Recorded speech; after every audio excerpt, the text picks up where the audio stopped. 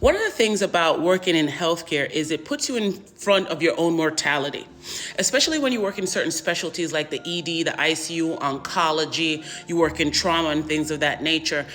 It forces you to really take a look at your life and how you're living it. Because oftentimes you're seeing people on their worst day or their very last day here on this earth.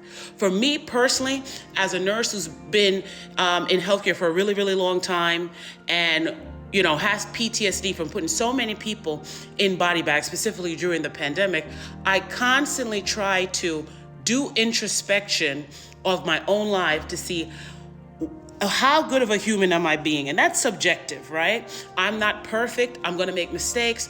But I hope that at least when I'm spending my time here, I hope that people say good things about me when I leave. And I hope that I was able to make an impact at least on a handful of people to help them be whatever they wish to be. And I think sometimes a lot of people don't do that, right? Because you're not placed in a situation where you have to confront your own mortality, right? Because confronting your own mortality means you have to assess how you're living your life. And it also forces you to assess what will your legacy be.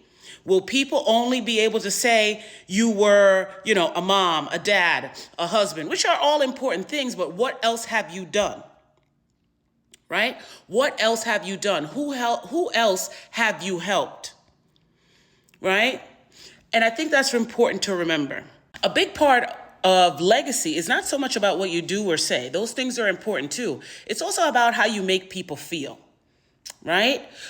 Or how the things you do and say cause people to feel. That's something to reflect on.